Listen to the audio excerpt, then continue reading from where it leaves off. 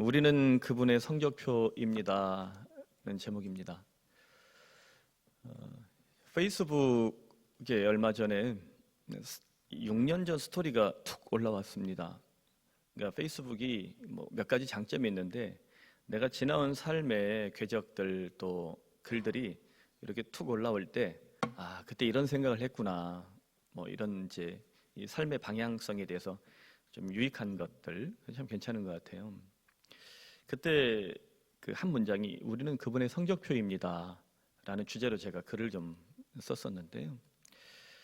오카는 목사님 3주기 추모 예배를 드릴 때 이찬수 목사님의 설교 제목이었습니다.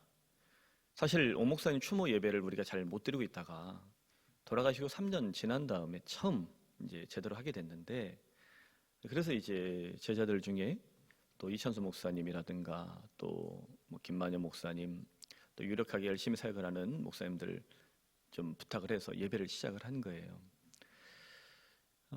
당시 저는 개척하고 만 3년이 될 때였습니다. 그때 이제 책이 이제 오카는 목사님의 유작이라고 할 수 있는 기념책이 하나 나왔는데, 오카는 목사가 목사에게라는 책이었습니다. 돌아가시고 몇 년 지나지 않아서 이 책이 꽤 잘 팔렸어요. 이후로는 이제 옥 목사님도 많은 사람들에게 잊혀진 목사님으로 이제 돌아가신 분이니까 그렇게 이제 되고 있죠. 당시 제가 그 세대별로 7명의 제자들을 뽑았는데 40대 이제 마지막 세대들 중에, 제자들 그룹 중에 마지막 세대들 중에 저에게 연락이 와서 나는 거인의 기도를 배웠다라는 한 꼭지 원고를 이제 기고를 했습니다. 사실 그때 참 많이 뿌듯했습니다. 그 수백 명 되는 제자들 중에 옥 목사님 유작에 내 글을 하나 올릴 수 있다는 것이 참 뿌듯했고, 개척해서 정말 앞으로 더 목회를 잘해야겠다라는 이 굳생각을 제가 다짐했던 기억이 있습니다.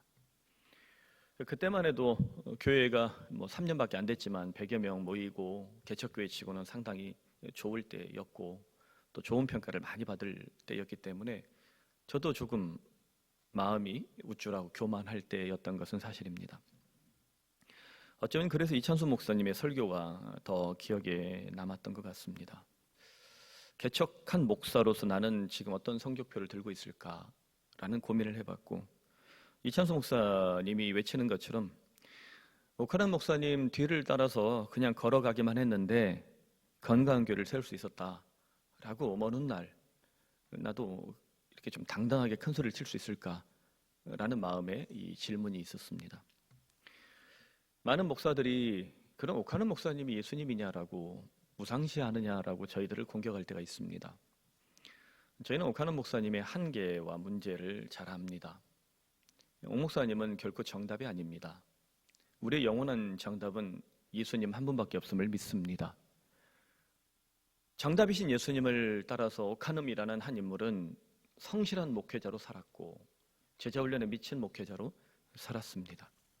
그래서 대형교회를 세운 목사가 아니라 바른 복음을 증거하고 한 사람에 미친 제자훈련을 끝까지, 그 교회를 그렇게 키웠어도 끝까지 지켰던 목사님으로, 예수님을 너무나 사랑했던, 정답이신 예수님을 따라 걸었던 모범답안으로 우리는 그분을 존경하고, 또 오늘날 많은 목회자들이 옥 목사님을 목회의 모범답안으로 존경하게 되는 이유가 바로 여기에 있다고 믿습니다. 여러분은 현재 어떤 성적표를 가지고 있습니까? 이제 오늘 설교를 준비하면서 제 자신에게 하는 질문이면서 동시에 우리 교우들에게도 과연 우리는 어떤 성적표를 가지고 있는가? 훗날 주님 앞에 설 때 내 손에 들린 성적표는 주님께 어떤 평가를 받을 수 있을까? 한국 사람들은 성적에 민감하죠. 유치원 때부터 공부에 미쳐서 늘 대학 들어가서 대학원을 다녀도 성적에 미쳐서 살잖아요. 요즘 조국 사태, 조민 이렇게 딸 이렇게 분노하는 것도 사실 성적 지상주의가 가져온 이 한반도 사람들의 이 깊은 부분을 지금 검사들이 잘 건드리는 거예요. 여러분, 우리가 너무나 많은 것들을 성적 지향으로 또 뭔가를 내가 더 쥐기 위해서, 성공하기 위해서 살아가면 인생 끝에 남는 것은 정말 초라한 죽음밖에 없을 것이라고 생각합니다. 오늘 이 성적표도요, 혹시 세속적인 의미의 성적표로 여러분 오해하지 않았으면 좋겠습니다. 우리가 예수님을 사랑하는 마음과 또 한 사람의 인격체로서 그리고 한 사람의 그리스도인으로서 우리 한평생을 놓고 주님 앞에서 우리가 과연 어떤 인생을 살아갈 것인가에 대한 보다 철학적이고 보다 영적인 질문 또 인격적인 질문이 되면 좋겠습니다. 오늘 사도 바울이 우리에게 모범답안을 지켜내는 제자들을 소개합니다. 그리고 반대편에 오답에 빠진 배교자들을 또 만나게 합니다. 근데 참 재미있는 건 이 배교자들이 나쁜 사람들이 아니었다는 거예요. 원래는. 그들을 통해서 지금 나의 성적표를 다시 검토하는 시간이 되면 좋겠는데, 먼저 오답에 빠진 사람들을 봅시다. 바울이 로마 감옥에서 디모데후서를 쓰고 있습니다. 그래도 우리 교회 다니시는 분들은 바울의 마지막 편지가 뭐다 정도는 알죠? 디모데후서, 소위 옥중서신이라 불리는 디모데후서는 바울의 마지막 편지입니다. 바꾸어 말하면 바울의 유언장과도 같은 거예요. 이게 얼마나 중요하겠어요. 여러분이 인생 끝날 때 뭔가 글을 쓴다 그러면, 자식들에게 쓰는 글을 쓴다 그러면 아주 중요한 얘기를 많이 하겠죠. 그 중에 조심해야 될 인간들은 이런 인간들이 있단다. 푸른 사랑에게 김경옥 목사. 왜 반응이 이렇게? 좋아해야 될 사람은 이 사람이 있단다. 푸른 사랑에게 김경옥 목사. 아무튼 이렇게 좀 사람에 대해서도 여러분 좀 얘기를 하지 않겠어요? 바로 그 얘기인데요. 바울이 유언장 같은 편지에 결코 가까이에서는 혹은 잊어서는 안 될 부정적인 이름들을 고발을 하고 있습니다. 먼저 첫 번째 인물은 10절 선반절에 대만은 이 세상을 사랑하여 나를 버리고 데살로니가로 갔고 라고 되어 있습니다. 이 데살로니가로 왜 하필 갔을까?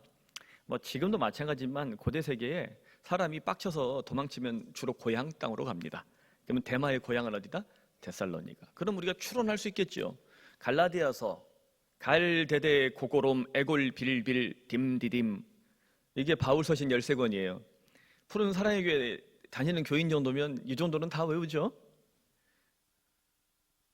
제가 틀렸습니까? 갈라디아서하고 데살로니가서를 바울이 쓴 최초의 편지라고 그래요. 그럼 데살로니가에서 개척을 하고 거기에서 복음을 전할 때 제자들을 만났다. 만일 대마의 고향이 데살로니가다. 대마는 언제 만난 인물? 바울의 선교 초창기 인물이라는 걸 알 수 있어요. 얼마나 많은 시간을 같이 보내고 또 나름 정이 쌓인 사람이겠습니까? 그런데 이 바울이 얼마나 중요한 사람인지에 대해서 빌레몬 성과 골로새서 이렇게 말합니다. 나의 동역자 마가, 아리스타고, 데마, 누가가 문안하느니라. 유명한 제자들과 동격으로 놓고 있죠. 사랑을 받는 의사 누가와 또 데마가 너희에게 문안하느니라. 잠시 후에 마가 누가를 만날 거예요. 근데 의사 누가와 그리고 데마, 동격이에요. 그러니까 데마가 괜찮은 인물이었다, 쓰레기 같은 인물이었다? 아주 괜찮은 인물이었다는 거예요. 그런데 이런 인물이 이 세상을 사랑하여 나를 버리고 갔다라고 그래요. 바울이가 얼마나 그게 큰 고통이 됐는지를 보여주는 거죠. 성경에서 이 세상을 사랑하여라는 말은요, 주님을 사랑한다는 말의 반대말로 보통 쓰입니다. 그래서 세상이란 말에는요, 돈도 들어갈 수도 있고 또 혹은 내가 원하는 정욕적인 것도 들어갈 수도 있고 수많은 요소들이 있어요. 즉 삶의 질서가 영적인 것이 아니라 어떻게 해요? 세속적인 것을 더 좋아하게 되는, 이 세상을 사랑한다는 이거예요. 교회 안에 있지만 그 사람이 장로일 수도 있고 목사일 수도 있지만 이 세상을 살아가는 사람들이 얼마나 많습니까? 그리스도인이라 말을 하고 자기가 예수 몇 년 믿고 어떤 사람이 말하지만 우리가 현재 이렇게 주일날 예배를 드리고 있지만 우리 속에도 이 세상을 살아가는 이런 세속적인 감정들이 얼마나 우리를 많이 위험하게 만듭니까? 결국 대만은 예수님을 사랑하는 마음, 구체적으로 믿음을 배교하고 바울을 그리고 교회를 떠나게 되었음을 지금 성경은 말하고 있는 거예요. 모르겠습니다. 이 냉담 기간을 통해서 그래도 첫 번째 은혜를 받은 사람이니까 성경은 말하지 않지만 성경의 침묵을 넘어서 먼 훗날 우리는 기대합니다. 그 냉담했던 영혼이 다시 주님의 품으로 돌아오면 좋겠다. 저는 우리 교회 부모들에게도 좀 권면하고 싶어요. 여러분 자녀 세대들이 어린이 때, 10대 이때까지는 부모 따라 교회를 잘 다니다가 20대가 되어서 부모와 다른 길로 혹은 교회를 떠나는 냉담자들이 생길 수 있죠. 이 카톨릭의 표현이기도 하지만 저는 냉담이라는 표현이 참 좋다고 생각합니다. 그냥 마음이 콜드 하트가 된 거예요. 마음이 얼어붙은 거예요. 그래서 예수님을 사랑하는 마음이라든가 또 복음을 생각하는 마음들이 현저히 사라지고 그냥 전혀 세속적으로 사는 거죠. 그때 우리에게 필요한 건 뭘까요? 기다려주는 마음입니다. 그리고 다시 이 자녀들이 돌아올 수 있도록 바른 길에 서 있는 나침반이 되어주는 것입니다. 그럼 냉담자지만 이 자녀들이 30또 혹은 40대가 되어서 더 빨리 돌아오면 좋겠지만 자신의 삶의 어떤 궤도에 올라섰을 때 주님은 반드시 한번 구원한 영혼이라면 다시 주님의 품으로 불러주실 줄로 우리는 믿고 기대합니다. 이것이 교회여야 합니다. 여러분의 자녀들 놓치지 않는 것이 가장 좋지만 혹은 냉담에 빠졌을 때 기다려주는 것이 참 중요합니다. 근데 기다리기 참 힘든 사람이 있어요. 데마와 달리 알렉산더라는 인물입니다. 바울이 알렉산더를 조심하라고 디모데에게 경고하는데요. 알렉산더 대왕이 있었으니까 그 동네에서 유명한 이름이겠죠. 알렉산더가 유명한 사람 이름 갖다 많이 쓰잖아요.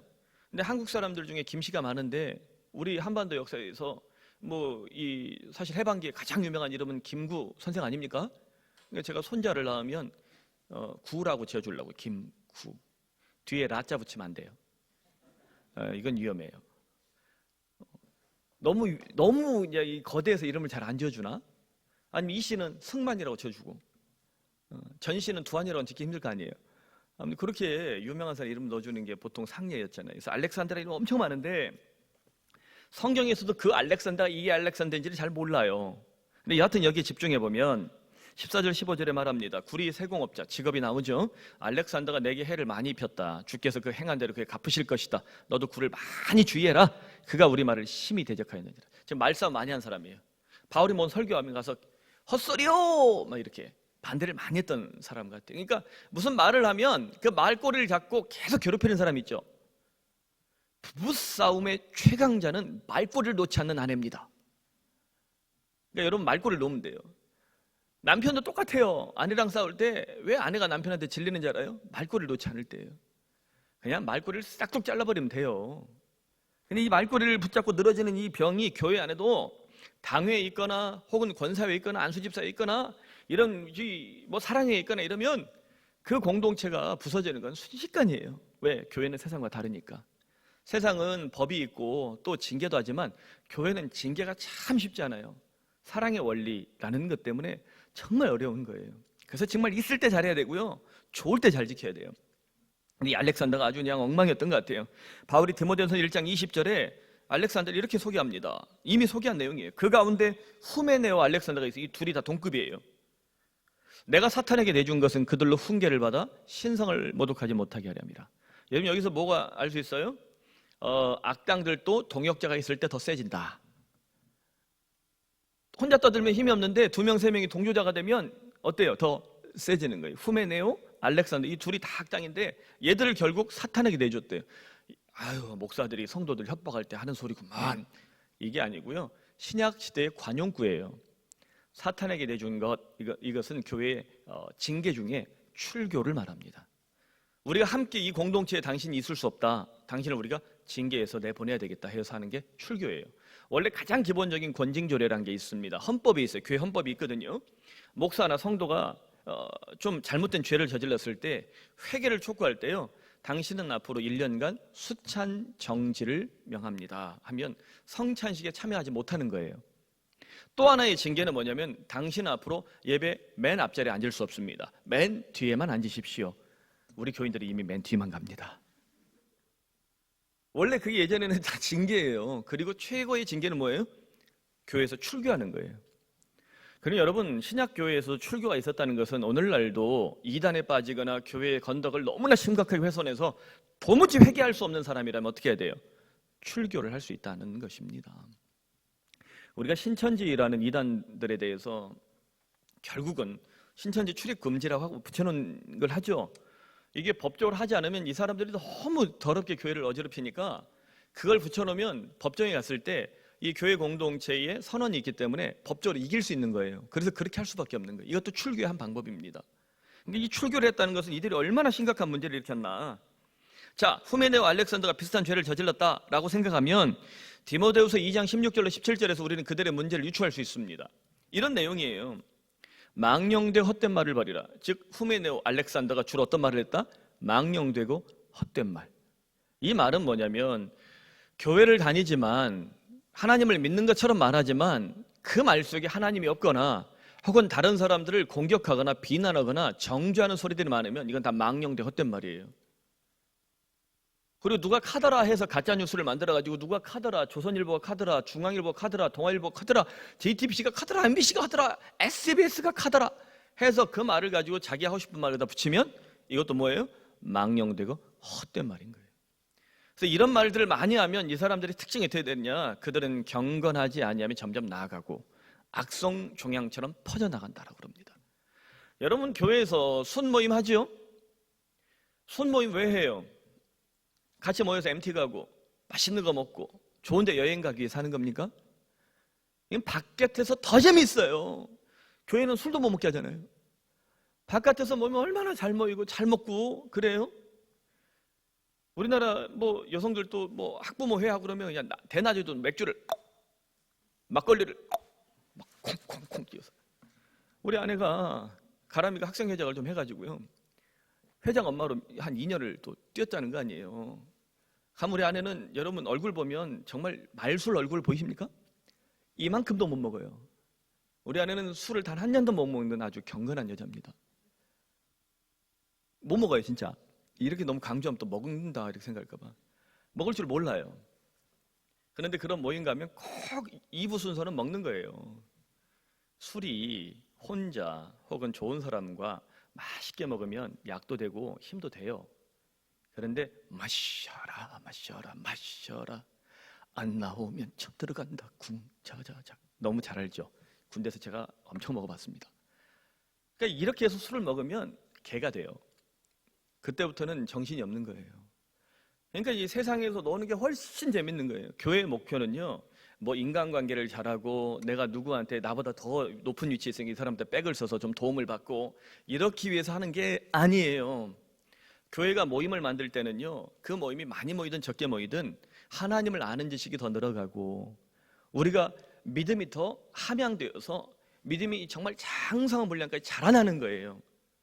제가 이전 교회에서 그냥 사실 때려 죽여도 이게 돈이 떨어지지 않는 사람들이 많으니까 이 사람들이 제자 훈련을 하고 또 순모임을 하고 정말 잘하는 분들은 너무 잘하는데 그중에 좀 독특한 사람들이 있어요. 그러니까 뭐 순모임 끝나고 제자 훈련 끝나면 가서 막 맨날 명품 지르고 혹은 뭐 놀고 막 이런 사람들이 있어요. 참 골치 아프죠. 제가 별로 연예인들 소식에 관심 없는데 그때 우리나라 연예인들 뭐 그런 소식은 다 들었어요. 맨 수업 끝나고 모이면 그런 소리만 하는 사람들이 있어요. 그러니까 목사도 EDPS 많이 하고 맨날 어디 가서 정치적으로 놀려고 그러고 그리고 돈 얘기나 하고 뭐 부동산 얘기나 하고 맨날 그런 얘기들만 해서 세속적인 얘기들만 하면 이 공동체가 믿음으로 잘 자라겠습니까? 아니면 악성 종양과 같이 이렇게 잘못된 길로 가겠어요? 100% 잘못된 길로 가죠. 후메네오 빌레도가 그런 사람이라는 거예요. 세속적인 생각을 정말 신박하게, 거친 표현 써서 죄송해요, 정말 개소리인데요. 이게 이들이 하는 소리가 이 교회 안에서 이 사람들이 힘이 있으니까 사람들이 듣게 되는 거예요. 이런 경우들이 오늘날 교회 안에도 얼마나 많이 악성종양처럼 가득합니까? 여러분 늘 기억하십시오. 우리가 나누는 대화가, 우리가 하는 모임이 하나님을 아는 지식을 더 함양하는가, 우리의 인격과 우리의 신앙이 이 모임을 통해서 한 걸음 더 진일보하기 위해서, 더 성장하기 위해서 애쓰는 모임인가? 여러분 많이 못 먹어도 좋아요. 돈이 없어도 좋아요. 세속적으로 못 나가도 좋아요. 우리의 순 모임이 하나님을 알고 우리의 믿음이 한 걸음 더 성장할 수 있다면 여러분 이것이 진짜 오리지널 제자 훈련이라고 여러분 기대하시길 바랍니다. 그렇게 지켜내시길 바랍니다. 자, 바울이 이 얘기를 하면서 이제 이 말에 대한 교훈을 하는데 좀 더 들어가 보면 알렉산더가 말빨도 세고 가짜 뉴스를 호도해서 악성 경약처럼 교인들을 미혹했던 교활한 인간이라는 걸 알 수 있어요. 그래서 왜 사람들이 알렉산더에 휘둘렸을까? 그럼 당연히 이런 사람들은 문제가 있으면 조심할 수 있지 않았을까 싶은데요. 여러분 그렇지가 않아요. 이게 당시에 금, 은, 구리 세공업자는 전문직이었습니다. 여러분 금 만들고 은 조각하고 구리 하는 사람들 얼마나 괜찮아요. 얼마 전에 제가 집사람한테 이 반지를 좀 팔고 오라고 그랬어요. 돈이 필요해서. 이게 이제 예전에 제가 그 사랑의 교회 있을 때 그 집사람 저 하나씩 제가 했던 거거든요. 14K밖에 안 돼요. 근데 뭐 이게 이제 좀 팔면 얼마 나오겠다, 한 20만 원 나오겠다 해서 이제 갔는데 이걸 다시 사면 얼마입니까? 라고 아내가 물어봤더니 50만 원이래요. 그래서 팔지 말라 그랬어요. 차라리 금바지 팔자고. 이게 왜 그러냐? 금은 14K인데요. 이걸 세공하는 기술, 여기에 큐빅을 받고 세공하는 기술 때문에 이게 50만 원인 거예요. 팔 때는 못 받지만 살려면 50만 원 넘게 줘야 되는 거예요. 이게 전문직 기술인 거예요. 금은 20만 원도 안 되는데 세공 기술이 2배, 3배가 붙는 거죠. 오늘날도 이런 전문가들이 얼마나 돈을 크게 법니까? 당시 그리스 로마 신화에 다양한 우상들이 있잖아요. 그 신상들을 만들 때 돈 많고 힘 있고 권력 있는 사람들이 야, 이번에 우리가 사업에 복 받았으니까 우리 술의 신 바카스 좀 새겨달라, 우리 제우스 신 좀 새겨달라. 그러면 얼마나 돈을 벌었겠어요. 그러니까 이런 사람들이 돈이 많았을 거라고 보는 거예요. 그러니까 돈이 많았다 알렉산더가 교회 안에서도 때요. 영향력이 당연히 컸겠죠. 보통 교회 사고 치는 이 장로들 보세요. 돈 많고 권력 센 사람들이 자기 뜻대로 안 되면 뒤집어 엎는 경우들이 얼마나 많아요. 목사들도 언제 사고 쳐요? 돈 많고 권력이 올라갈 때잖아요.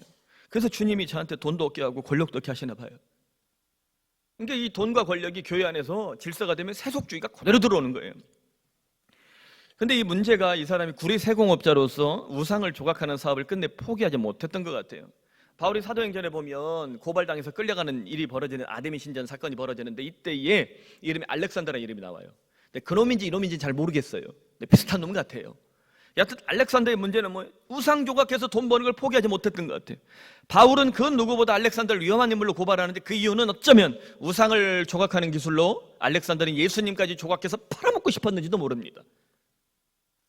오늘날도 가톨릭 교회가 잘못된 경우에 어때요? 지금 한참 돈 벌 때 왔어요. 수능시험 보니까 불교나 카톨릭에서는 수능시험 볼 때 초 킬 때마다 한 자루 얼마예요? 1,000원, 10,000원. 기와장 얻다가 갔다 오면 1,000원도 못 받을 거에다 막 이름 써요. 자식 이름 쓰고 거기다 쓸 정신머리 있으면 십자가에다 쓰고서 기도하세요. 교회는 그런 걸 못하게 하잖아요. 개혁교회는 그런 우상적인 행태를 못하게 하잖아요. 그것이 돈에 물들고 잘못된 기도에 물들면 다시는 돌아올 길이 없어요. 이런 방식으로 사람들을 뒤집어 엎는 거죠. 그러므로 데마 알렉산더는 오답에 빠지고 말았습니다. 그들은 교회도 잘 다녔고 바울 옆에서 중요한 동역도 감당했지만 마지막 성적표는 F학점을 맞고 말았던 거예요. 그렇다면 우리가 어떻게 끝까지 이 성적을 유지할 수 있을까? 이 최고의 성적표를 어떻게 지킬 수 있을까? 바울이 우리에게 디모데를 통해서 우리에게 굉장히 필요한 2명, 우리가 따라가야 될 2명의 모범 답안을 제시합니다. 자, 모범 답안을 보여준 사람들 2명을 우리가 11절에 만날 수 있는데 누가와 마가라는 이름입니다. 우리에게 친숙하죠. 누가만 나와 함께 있다. 네가 올 때 마가를 데리고 오라. 그가 나의 일에 유익하다. 자, 마가 먼저 살펴보면요, 우리가 마가에 대해서 많은 얘기를 들어봤습니다. 마가는 베드로의 설교를 헬라어로 정리해서 첫 번째 복음서를 알려준 마가복음을 기록한 사람이에요. 예수님의 복음서 4권이 있죠. 마태, 마가, 누가, 요한복음. 그러면 첫 번째 기록된 책은 뭘까요? 아, 마태복음이요. 이렇게 말하면 여러분 장로고시에 떨어집니다. 적어도 우리 교회 다니시는 분은 순서는 그렇게 돼 있지만 마가복음이 우선설이라는 걸 알고 있어요. 이 마가복음은 베드로의 설교를 요약한 책이라고 이제 이 교회 역사가 말을 합니다. 자, 근데 우리가 돌아보면 마가라는 인물이 젊은 시절에 사도 바울을 쫓아서 1차 선교를 갔다가 중도 포기하고 실패했던 인물이라는 것을 기억할 겁니다. 왜 실패했을까? 마가가 헬라어를 할 줄 안다는 것은 좋은 교육을 받은 거예요. 집안도 잘 살았던 것 같아요. 예루살렘에 집도 있고. 그러니까 집도 잘 살고 마가다락방이란 말을 하잖아요. 초대교회가 모일 정도로 아주 유력한 가문이었던 것 같아요. 그러니까 돈도 있고 집도 잘 살고 교육을 잘 받고 그리고 좀 이렇게 사람이 괜찮았던 것 같아요. 그러니까 이런 사람들의 약점이 뭐예요? 근성이 좀 떨어지죠. 선교는 여러분 낭만이 아닙니다. 선교 현장에 가면 목숨을 걸어야 될 때가 많아요. 바울도 그 선교 현장에서 말라리아에 걸리거나 혹은 죽을 고생을 했던 거예요. 그 모습을 보고 아, 나도 죽을 수 있겠구나 토낀 거예요.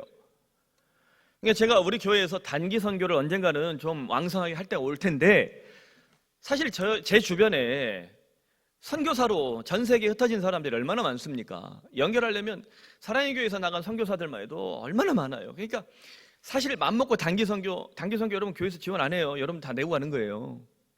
정말 재밌게 힘있게 갈 수 있어요. 그런데 제가 이걸 굉장히 조심하는 이유는 우리는 신나서 좋아서 단기 선교 가갖고 막 가는데 이게 여러분 솔직히 선교예요? 단기 여행이지. 정말 선교가 얼마나 힘든 일이에요. 그냥 한 3박 4일 혹은 일주일 가서 단기 선교 여행 갔다가 돌아오면 우리는 돈이 있어서 가서 막 쓰고 막 하고 와요. 근데 나중에 거기 남아있는 선교사와 사모님과 그 가족들과 그 작은 교회 20, 30명 모이는 선교 현장에 있는 교회는 후폭풍이 어마어마하다는 거죠. 왜 한국에서 온 목사님들이 이렇게 해주고 가는데 우리 선교사님 이거밖에 못하나? 이렇게 비교시키더라면 목회가 정말 힘들어요. 그래서 단기 선교를 갈 때는 정말 유익한 방향으로 프로그램을 준비해서 힘있게 가야 되는데, 솔직히 한국교회 단기 선교가 그렇게 싹 긍정적인 평가를 받기는 쉽지 않다는 것을 우리가 고민해야 되는 거죠. 마가 요한이 결국 단기 선교 같은 마음으로 선교 가면 하나님 기뻐하시겠지, 랄라랄라 돈은 많고 따라갔다가 코 깨져서 온 거예요. 실패자 된 거죠. 오죽하면 이 마가 신드롬 때문에 2차 선교 여행 떠날 때 교회가 깨졌어요. 바나바는 마가의 삼촌이니까 우리 조카 한번 회복시키자. 바울은 칼 같잖아요. 원칙적으로 저놈은 절대 안 된다. 저놈 때문에 내가 선교팀 완전히 부셔질 뻔했다. 그 둘이 싸워가지고 바울과 바나바가 한 형제 같은 사람인데 깨져버렸어요. 쪼개진 거예요. 마가 때문에. 이게 얼마나 마가가 사실 이 상처가 컸겠습니까? 근데 이후 마가가 회복을 해요. 베드로와 동역하면서 제기를 합니다. 베드로가 헬라를 잘 못했을 거예요. 그러니까 통역자가 되고요. 베드로가 막 설교를 하면 헬라 사람들에게 헬라어로 통역을 해주고 베드로의 설교문을 헬라어로 번역을 하고, 그러면서 나온 책이 뭐다? 베드로의 복음, 마가복음서라는 거예요. 엄청난 은혜를 받은 거죠. 여러분, 근데 어떻게 이런 변화가 가능했겠습니까? 베드로가 사실 십자가 사건 앞에서 예수님 몇 번이나 부인했어요? 3번.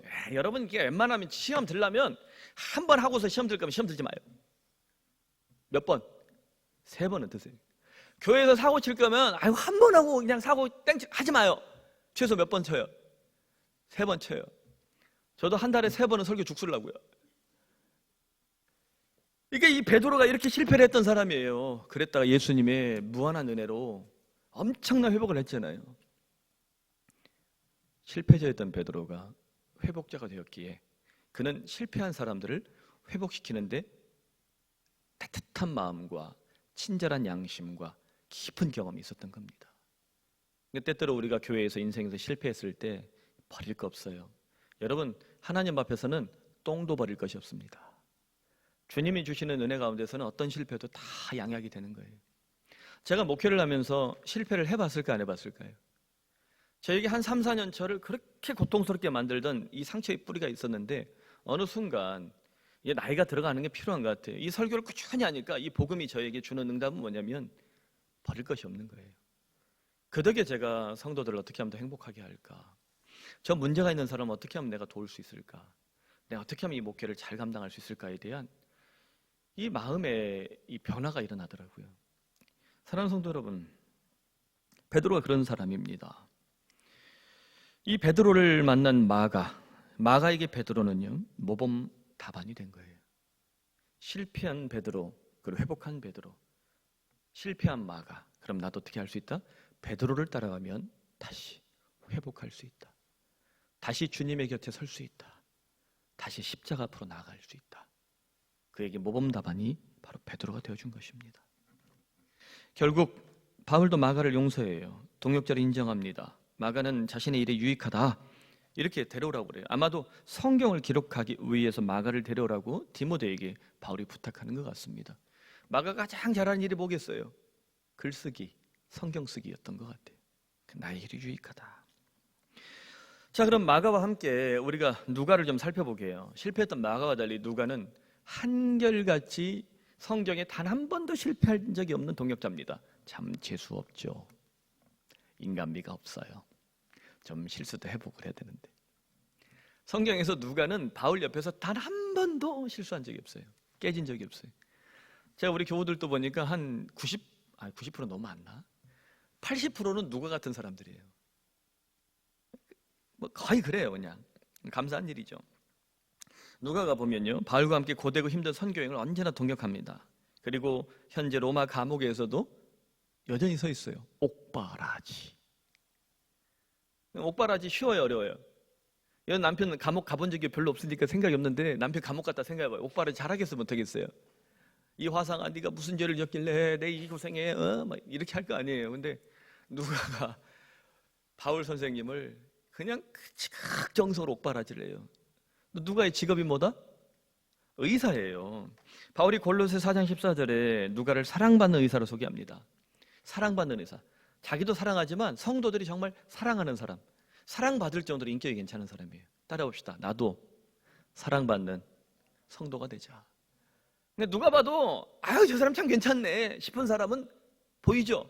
요즘 20대 젊은 애들한테 뭐 여러분 관상 보란 얘기는 아닌데 관상은 과학이다 이런 얘기가 있어요.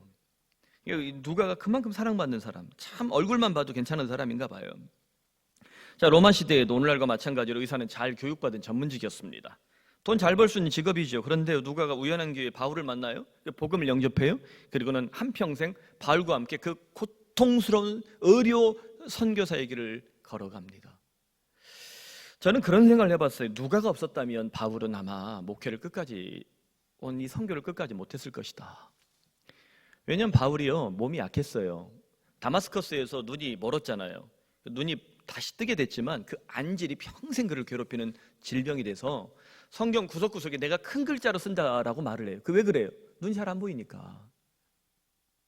뿐만 아니라 이 간질병과 같은 증세가 있었다라고 학자들은 추론을 합니다. 설교를 하다가 갑자기 바울이 어때요?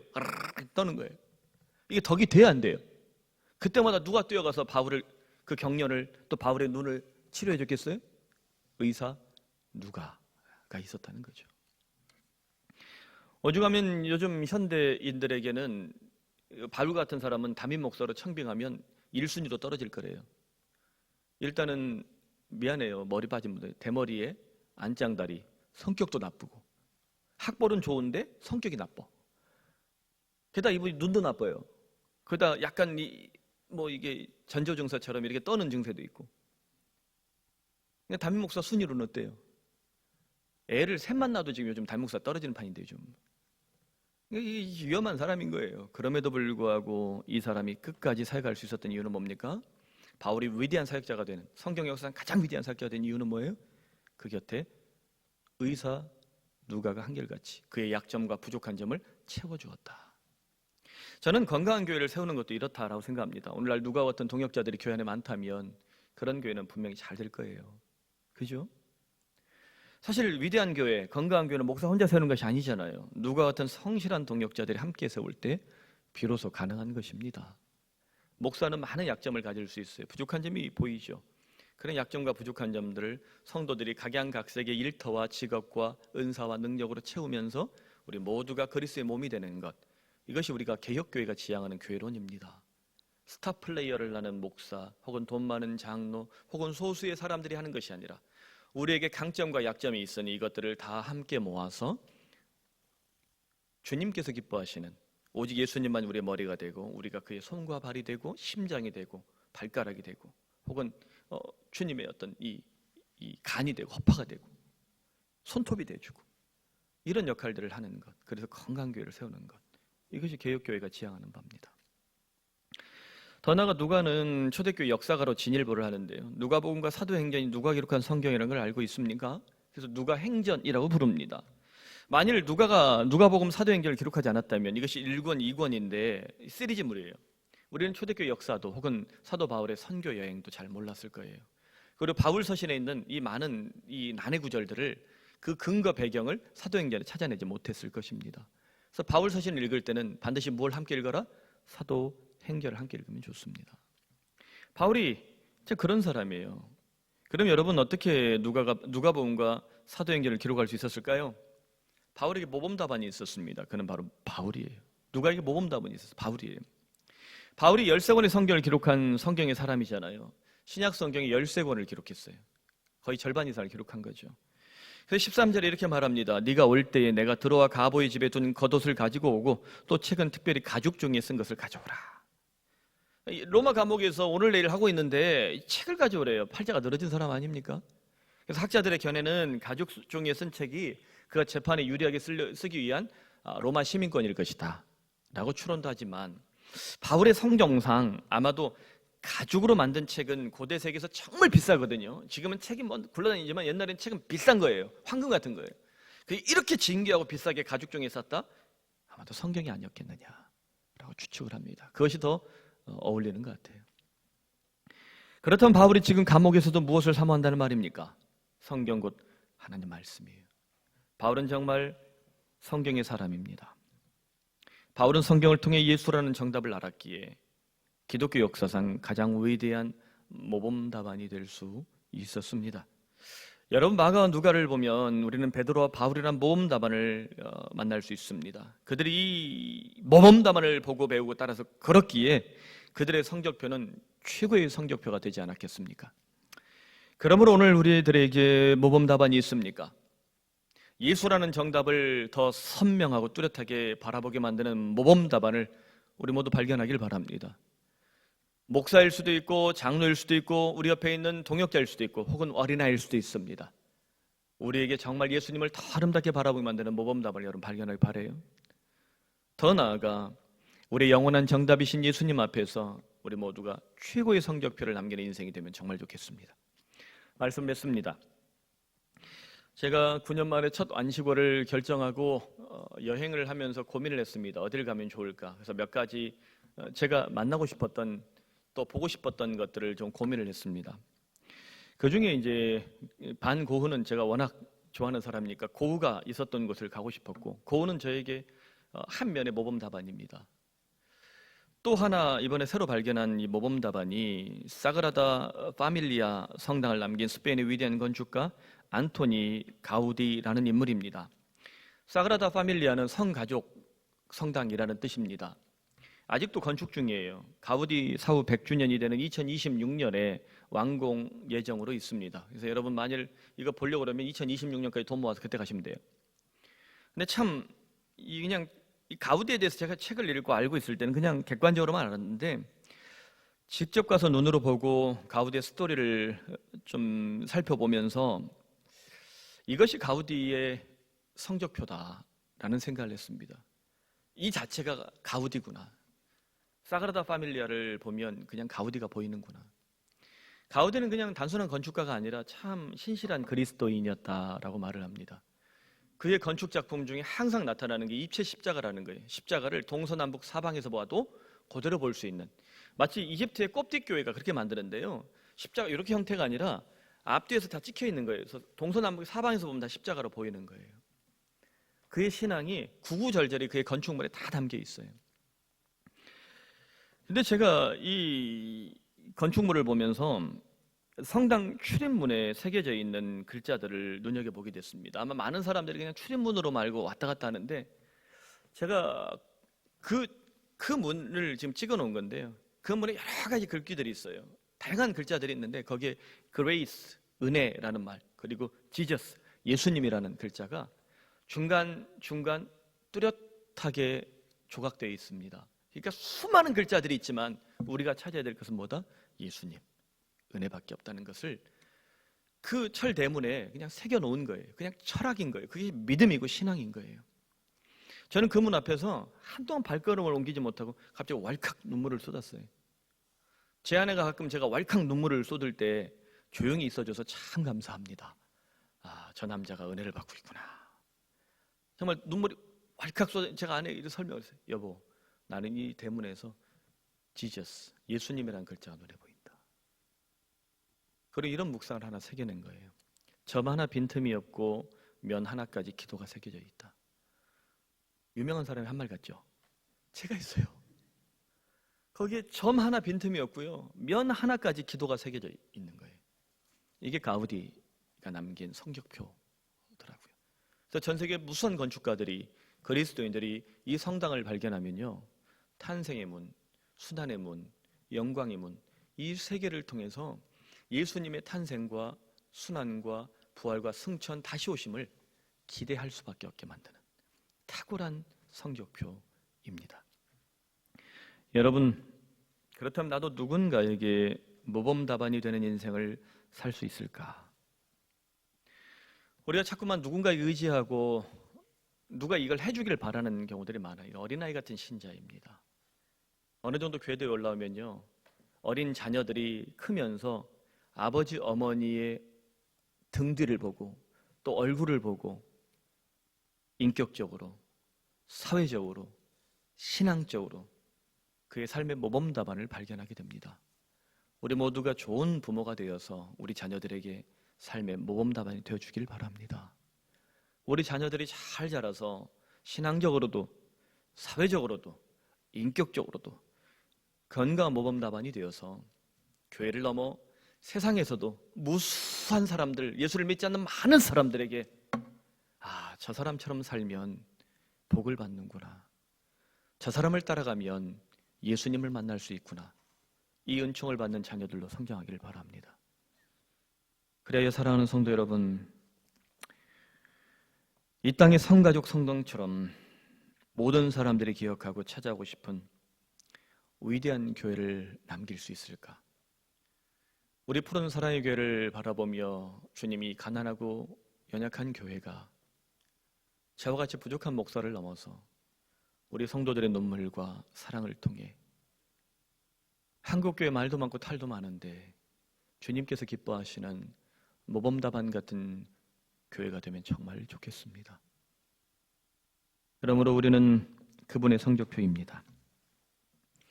사실 인생은 수많은 난제들로 가득해서 낭만도 아니고 오늘 예배를 드리고 내일 당장 여러분들은 죽을 고생할 수도 있지만 우리 영원한 정답이신 예수님 앞에서 우리 모두 모범답안을 찾아내고 더 나아가 우리들이 누군가에게 모범답안이 되는 이 복된 인생을 살아가면 정말 좋겠습니다. 기도합시다. 오늘 이 말씀을 가지고 우리 주님 앞에 기도합시다. 주님, 제 인생의 영원한 정답이신 예수님을 따라가겠습니다. 교회에서 또 세상에서 정말 좋은 모범 답안들 만나게 해주시옵소서. 또한 제가 자립하고 자강해서 정말 잘 자라서 누군가에게 영적으로, 사회적으로, 인격적으로 모범 답안이 되는 인생을 살아갈 수 있게 하여 주시옵소서. 우리 푸른 사랑의 교회가 한국교회 모범 답안이 되기를 기도합시다. 말도 많고 탈도 많은 이 한반도, 이 검찰의 공권력이나 또 보수나 진보라는 이 정치적 갈등, 이 안에서 우리 한반도가 지금 초토화될 정도로 힘이 드는데 하나님 아버지, 이 태풍과 함께 이 모든 불신과 분노가 사라져서 이 한반도가 전 세계의 민주주의로 정말 정치, 경제, 사회, 문화 모든 영역에서 모범답안과 같은 아름다운 우리 조국이 되게 하여 주시옵소서. 함께 이 시간 한 목소리 같이 기도합시다. 자비로우신 하나님 아버지, 주님의 은총 앞으로 나아갑니다. 하나님, 우리는 참 많은 갈등을 가지고 문제를 가지고 살아갑니다. 그러다 보면 내 생각과 뜻에 안 몰리어서 주님, 바른 길을 또 정답을 망치할 때가 많습니다. 우리 영원한 정답이신 예수님을 쫓아가겠습니다. 자비로우신 하나님 아버지, 그래야 우리 인생의 조각마다 정말 내게 꼭 필요한 모범 답안들을 만나는 인생의 복을 누리게 하여 주시옵소서. 더 나아가 주님, 우리가 힘을 얻고 우리의 믿음이, 우리의 삶이, 또 우리의 나이가, 또 우리의 인격이 더 강성해질 때 주여, 나를 꼭 필요한 사람들, 내가 누군가에게 모범 답안이 되는 은총을 내려주시길 간절히 기도합니다. 그러므로 푸른 사랑의 성도들은 모범 답안을 발견할 뿐만 아니라 모범 답안이 되는 복을 누리게 하여 주시옵소서. 주님, 우리 푸른 사랑의 교회가 이 한국교회 모범 답안이 되는 복을 누릴 수 있겠습니다. 주여, 우리는 연약합니다. 주님, 우리는 가난합니다. 주님, 우리는 여전히 부족합니다. 그러나 우리에게는 예수 그리스도라는 정답이 있으며 우리 모든 교우들이 진실로 간절히 살아는 그 예수 그리스도의 복음이 있으니 우리는 진실로 하나님 아버지 앞에서 주님이 복된 삶의 길, 그리하여 이 한국교회에 가장 필요한 모범 답안이 되는 길을 주께 간절히 흠모하며 이 길을 지켜낼 수 있기를 기도합니다. 주님이 은혜를 우리에게 허락하여 주시옵소서. 주님, 우리 대한민국 은혜를 베풀어 주시길 바랍니다. 주여, 검찰의 공권력이 노하며 또한 보수나 진보가 너무나 치열하게 혹은 혹독하게 싸우고 있습니다. 국민의 눈높이에 맞지 않는 정치인들은 하루빨리 퇴출되게 하시며 하나님 아버지, 이 땅이 진실로 정치, 경제, 사회, 문화 모든 영역에서 전 세계의 모범국가, 주님 모범 답안이 될 수 있도록 주님 은혜를 베풀어 주시길 바랍니다.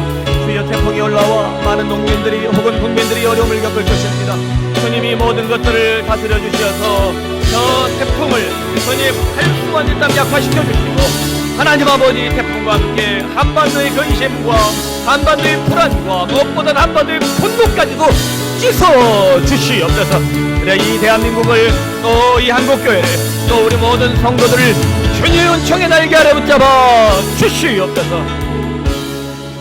하나님 아버지, 우리의 기도를 받아주시며 우리 영원한 정답이신 예수님을 바라보며 나아갈 때 우리의 삶에 참 아름다운 모범 답안들을 만나는 복을 내려 주시옵소서. 그래 우리가 삶의 현장에서 한 걸음 더 나아가 영적으로, 인격적으로, 사회적으로 주님 성장하고 나아갈 때마다 우리들도 누군가에게 모범 답안이 되는 복을 내려주시길 간절히 기도합니다. 주님, 우리 푸른 사랑의 교회를 이 시대의 모범 답안으로 세워 주시옵소서. 이 연약하고 가난한 교회를 성도들이 눈물로 세우고 기쁨을 언상하며 아버지 앞에 우뚝 서 있사오니 주님, 저 종들의 헌신을 잊지 마시고 언젠가 때가 참에 하나님 아버지께서 우뚝하게 사용하는 주님 복음의 모범 답안으로 이 연약한 교회를, 가난한 교회를 주님 마음껏 사용하여 주시옵소서. 우리 조국 대한민국을 불쌍히 여기시사 보수와 진보가 각각 아름답고 고상하게 경쟁하게 하시고 주님, 검찰 권력이 개혁되는 역사를 주시며 또 이 한반도의 구석구석 개혁되어야 될 많은 부분들이 우리 세대에 더 한 걸음 더 나아가 전 세계의 대한민국의 이름을 들면 정말 모범 국가다, 모범 답안이다, 누구나 부러울 만큼 강구한 우리 조국이 될 수 있도록 이 대한민국을 붙잡아 주시옵소서. 저 북녘 땅에 북압 정권을 끝내주시며 어느 순간 예측할 수 없는 때에 하나님 아버지께서 붙들어 주신 은혜 가운데 한라에서 백두까지 주님의 백성들이 춤을 추며 예배하는 역사를 허락하여 주시옵소서. 주께 드려지는 모든 기도와 또 예물을 흠양하시며 하나님 아버지 우리의 찬송을 받아주시고 특별히 하나님 아버지 손이 부족하여 드리지 못하는 사람들의 영혼을 또 그 삶을 회복시켜 주시옵소서. 주님, 삶을 쪼개 11조와 비전헌금과 감사 예물을 잃지 않는 주의 종들을 주님은 잊지 마시고 그 빈틈에 주께서 채워주시는 은혜를 허락하여 주시길 간절히 소원합니다. 하나님 아버지, 멀리 유학 중에 또 외국에 있는 우리 교우들을 잊지 마시고 출장 중에 있는 이들을 잊지 마시고 사회 현장에, 일터 현장에서 고난당하는 우리 교우들을 잊지 마시며 하나님 아버지 그 삶을 주께서 어떻게 새기시고 인도하시는지를 맛보게 하여 주시옵소서. 그리고 예수 믿는 인생 푸른 사랑의 모든 성도들마다 우리 하나님 아버지께서 부어주시는 갑절의 복을 누리게 하여 주시옵소서. 예수님의 이름으로 기도드립니다. 아멘. 할렐루야, 할렐루야.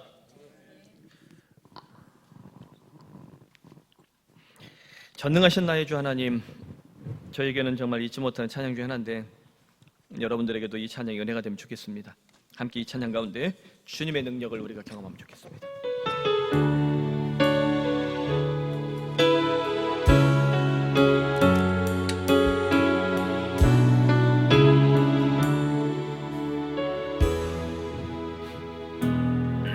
전능하신 나의 주 하나님을 능치 못하실 일 전혀 없네. 불가능한 일 구도 우리의 모든 생각도 우리의 모든 꿈과 모든 소망도 신실하신 나의 주 하나님을 우리의 모든 괴로움 바꿀 수 있네. 불가능한 일 행하시고 죽은 자를 일으키시니 그를 이길 자 아무도 없네. 주의 말씀 의지하여 깊은 곳에 금을 던져 오늘 그가 놀라운 일을 이루시는 것 보라. 주의 말씀 의지하여 믿음으로 금을 던져 믿는 자에게 능치 못하네. 전능하신 나의 주 하나님을 능치 못하실 일 전혀 없네. 우리가 이 사실을 믿고 기도해 봅시다. 우리의 모든 간구도 우리의 모든 생각도 우리의 모든 꿈과 모든 소망도 신실하신 나의 주 하나님을 우리의 모든 괴로움 바꿀 수 있네.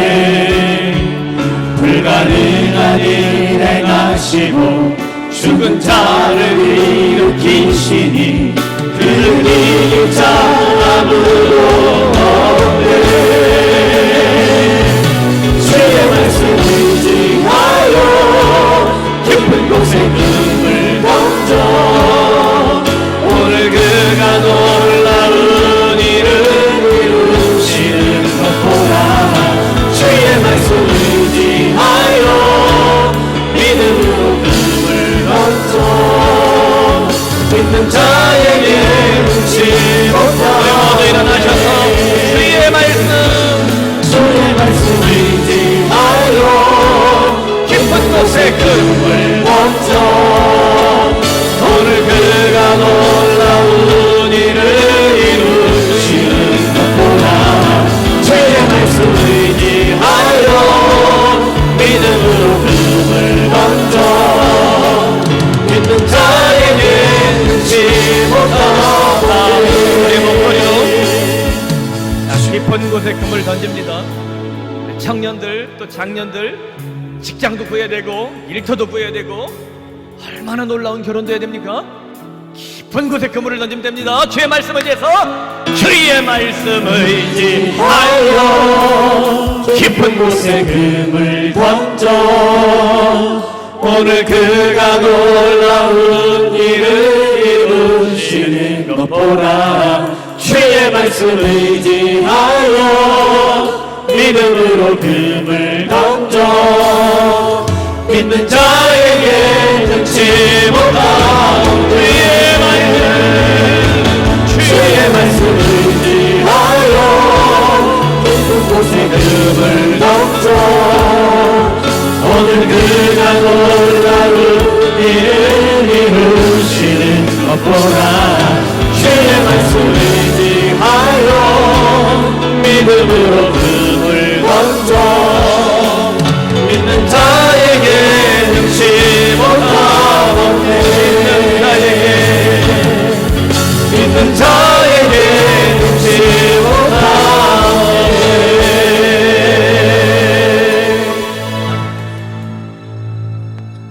주 예수 그리스도의 은혜와 하나님 아버지의 사랑과 성령의 돌보심이 우리는 그분의 성적표입니다.